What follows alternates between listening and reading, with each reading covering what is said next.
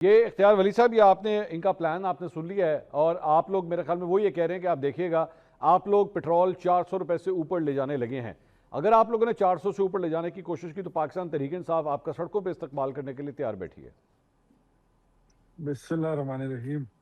اب ان کی ساری تقریر کرنے پہ بندہ یہی کہے گا کہ اٹھ ہوئے، یہ کیا آپ کہہ رہے ہیں؟ آپ تو گزشتہ میں دیکھ رہا ہوں 3.5 سال سے آپ احتجاج کی بات کرتے ہیں، اور آپ کی احتجاج تو اس دن ختم ہو گئی تھی جس دن آپ کے لیڈر نے کہہ دیا تھا کہ 24 نومبر کی جو کال ہے تو یہ ڈو اور ڈائی کی کال ہے اور یہ فائنل ہے۔ منصور علی خان صاحب، میں نے آپ کے شو میں کہہ دیا تھا کہ یہ لوگ فائنل کھیل چکے ہیں، اور فائنل کا ان کا نتیجہ ان کے مرضی کے مطابق نہیں نکلا۔ اب تو یہ جو بھی کر رہے ہیں، میچ ختم ہو گیا ہے، تو یہ فیلڈ میں پھریں، پچ پہ کھڑے ہوں یا تماشائی بنے، یہ ویسے ہی اپنا خون گرم رکھنے کی کوشش ہے۔ پلٹ کر جپٹنا، جپٹ کر پلٹنا، وہی یہاں ڈوبے وہاں نکلے، ادھر ڈوبے یہاں نکلے، وہ والا ہی سلسلہ ہے۔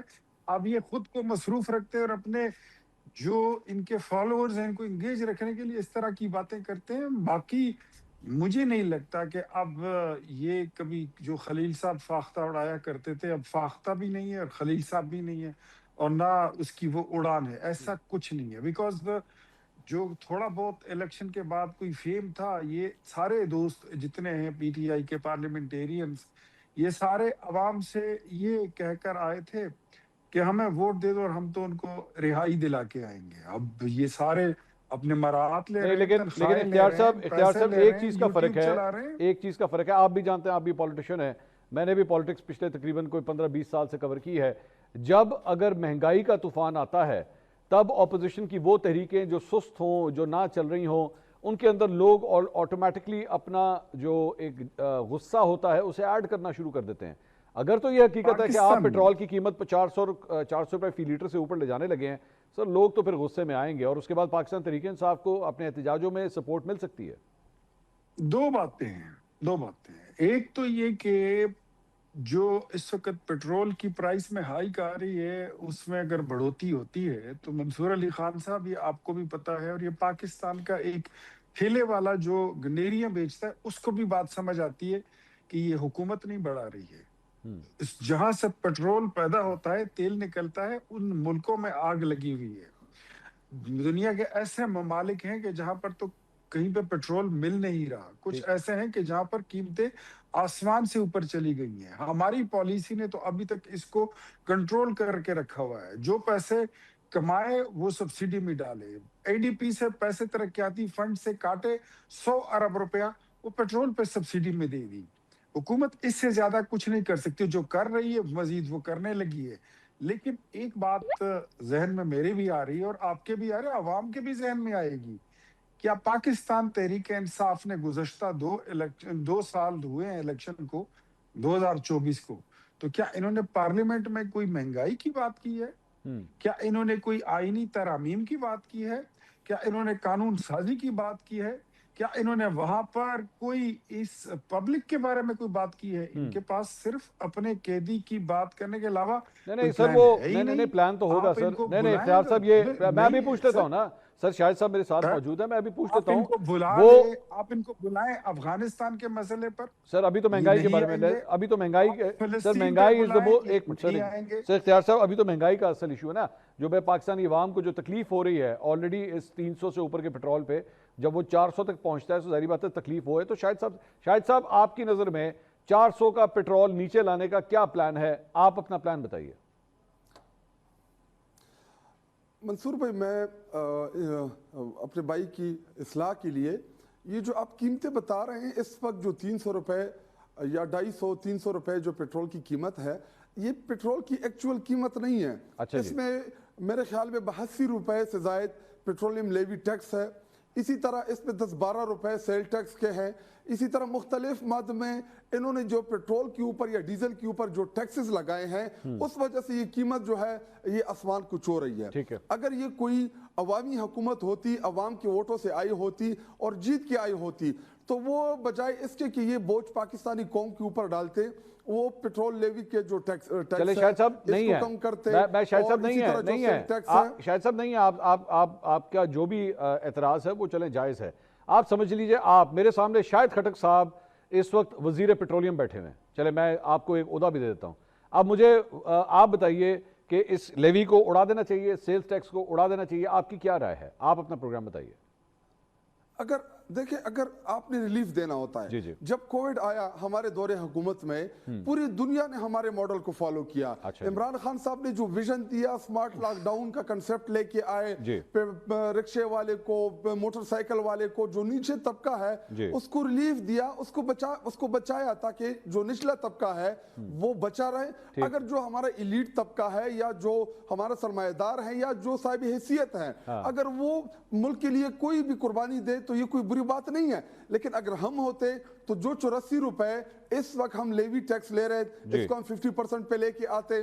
سیل ٹیکس جو 50% کا مطلب ہے 50% کا مطلب ہو گیا سر 6 روپے پہ لے کے آتے. 50% کا مطلب تمام سیل ٹیکس کو کٹوتی کرتے اور عوام کو ریلیف دیتے. اچھا آپ نے کہا جی لیوی کو ہم 84 سے 42 پہ لے آتے, ادا کر دیتے ہم, اور سیل ٹیکس کو بھی جو ہے جو پرسنٹیج لی جا رہی ہے اسے کم کر دیتے. ہم نے کیا, جی ٹھیک ہے, ہم نے ہمارے دور حکومت میں ہم نے کیا, وہ آپ کو یاد ہوگا. جی وہ آپ نے جو پیٹرول کی قیمتیں 10-10 روپے کم کر دی تھی, آپ اس کی بات کر رہے ہیں؟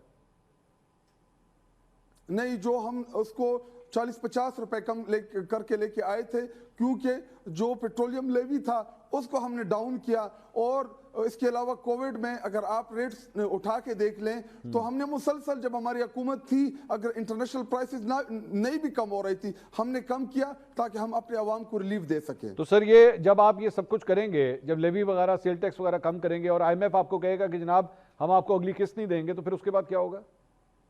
ڈیفالٹ کر جائیں گے. نیگوشیٹ کریں ان کے ساتھ. ابھی اس کا یہ طریقہ تو نہیں ہے کہ آپ عوام کی چمڑی ادھیڑ دیں. 500-600 روپے فی لیٹر کون یہ افورڈ کر سکتا ہے؟ رکشے والا کدھر جائے گا, ٹیکسی والا کدھر جائے گا, موٹر سائیکل والا کدھر جائے گا, چینچی والا چینچی کیسے چلائے گا؟ میں سر آپ کی بات ساری ایگری کر رہا ہوں, میں تو خود کہہ رہا ہوں کہ واقعی یہ بہت تکلیف دہ بات ہے, لیکن سوال یہ ہے کہ پلان بی کیا ہے؟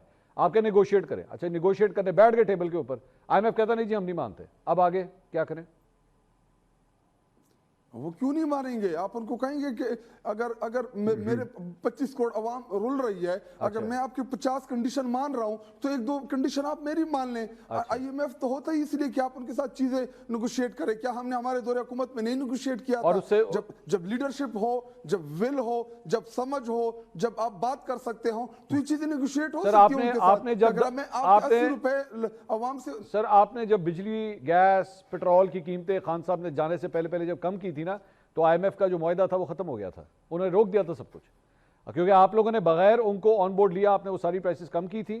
پولیٹیکل مائلیج تو اس کی آپ کو مل گئی تھی, لیکن آئی ایم ایف کا معاہدہ جو ہے نا وہ شیرزاد مروت والی زبان میں استعمال نہیں کرنا چاہتا کہ وہ ہوا تھا پھر اس کے ساتھ.